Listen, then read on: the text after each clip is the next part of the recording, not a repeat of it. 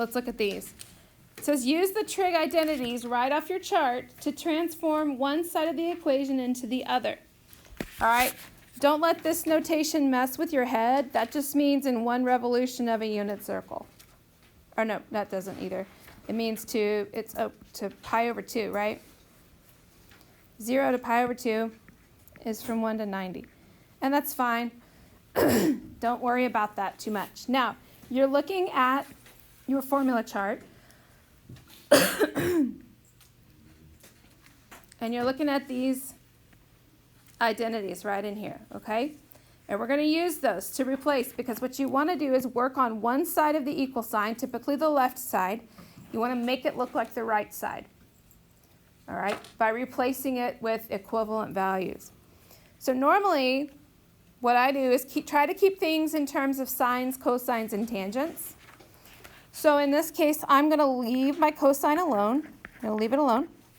But I want to replace secant with something that ultimately, if I multiply it by cosine, it's going to come out to be 1. So if I look on my identities chart, here I have secant, right? All right, this u right here is just like theta. Don't let that mess with your head, okay? It could be replaced with theta. It could be replaced with any Greek letter. So this one tells me that secant could be replaced with 1 over cosine. If I do that, let's see what happens. 1 over cosine of theta. Does it mathematically make sense now that I can cancel those cosines and end up with 1 equals 1? And that's all you have to do work-wise on this, is replace it and make it equal to the right side. So let's try the next one here. Actually, let's do the one below it first, okay? All right. Tangent times cosecant equals secant. All right, so it looks a little more complicated. So in this case, I know cosecant's something about sine, isn't it? Tangent, if I want to, what I want to do is put things in terms of sines and cosines as much as I can. So I look on my chart. Here's tangent in terms of sine over cosine. So if I replace that, I say sine of theta over cosine theta times cosecant. Look at that. There's cosecant right there. It says cosecant is 1 over the sine. So I'm going to change the angle to the theta value equals secant. I'm not done because they don't equal each other yet. All right, now let's clean it up. What do you notice is going to happen here? Sines will cancel out, and when I multiply them, now I have 1 over cosine, don't I? All right, do I have something on my chart? This is 1 over cosine equals secant. Is that a possibility? Yes. So now I can replace this with secant theta, and now it is matching the right side. Boom, I'm done. You just take it in baby steps, replacing it with equivalent values. We okay with that? Now, are they all that easy? No. Let's put some Pythagoreans in here. Okay, now, that looks really technical, doesn't it? It's not, I promise. If I had written this right here, I think you would have been fine. If it said x plus 2 times x minus 2, what is that? If you FOIL that, don't you get x squared minus 4? It is exactly the same algebraic thinking. You're just going to put trig functions in there. Okay? Exactly the same. So notice it's the same values with the plus and the minus in there, right? So if I FOIL this, if I do my first terms, I'm going to get secant theta squared. I don't need to do the middle terms because they're going to fall out. Is that okay with everybody? Logically, there's a difference in squares. So this will become minus tangent squared theta equals 1. Don't let the placement of that 2 mess with your head. That really doesn't matter right now. Okay? So I have secant squared theta minus tangent squared theta. Now, I look at my chart. Do I have anything in there with secant squared and tangent squared? I got this one, don't I? Is it exactly like this? It's not quite, is it? But algebra is a tool. Algebra allows me to rearrange things. So here's what I'm going to do. 1 plus, right off the chart, says tangent squared. I'm going to put theta in there because it matches my question. Secant squared theta. Okay, that's what my chart says. But I can algebraically solve it for 1 like this one is solved for 1. Couldn't I?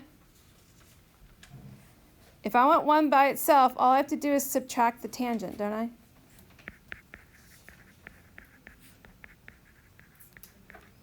So now I'd have 1 equals secant squared theta minus tangent squared theta.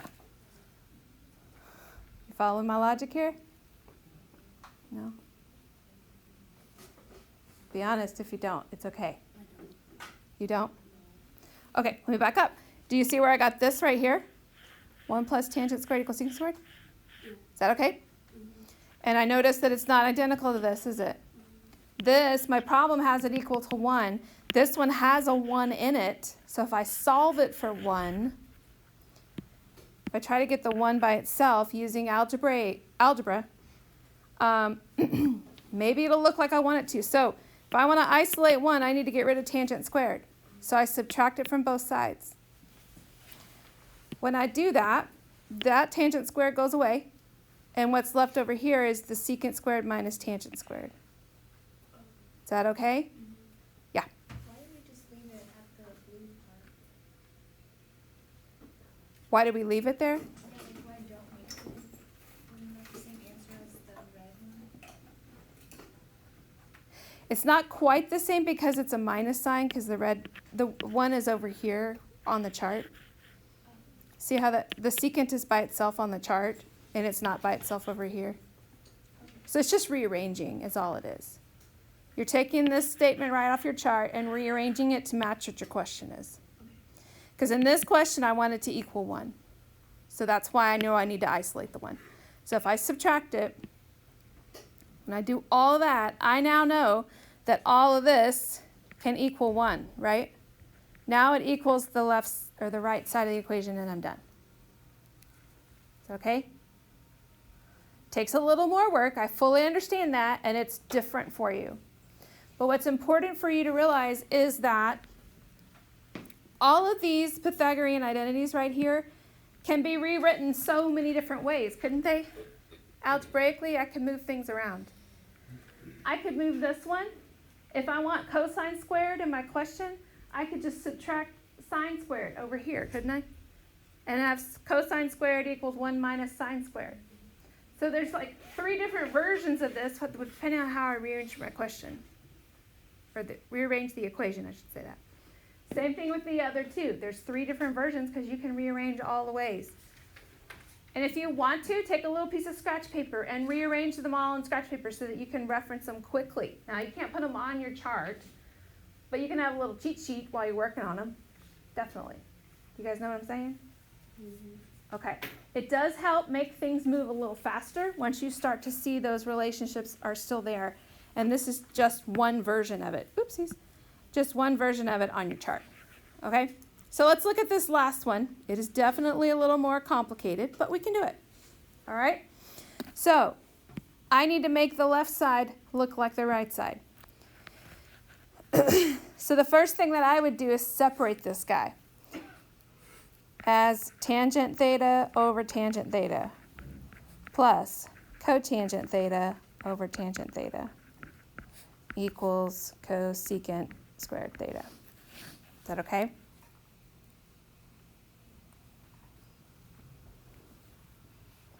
All right, now let's simplify this guy a little bit. What is tangent over tangent? It's just 1. Now this one, a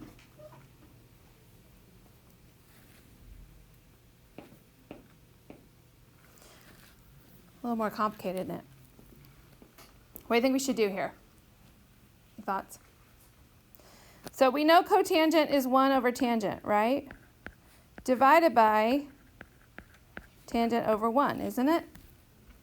This doesn't seem to be helpful, does it? Hang in there. Take the steps, write the steps out.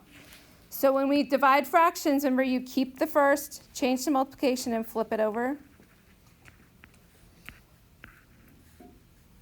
So that's going to give for me, I'm going to still that 1 plus 1 over tangent squared theta equals cosecant squared theta. Is that okay? Now, let's start looking at our chart. Do we see a cosecant squared somewhere? Yes, it's right here, isn't it? But it requires a 1 plus cotangent squared. Could this part right here, 1 over tangent squared, be rewritten as cotangent?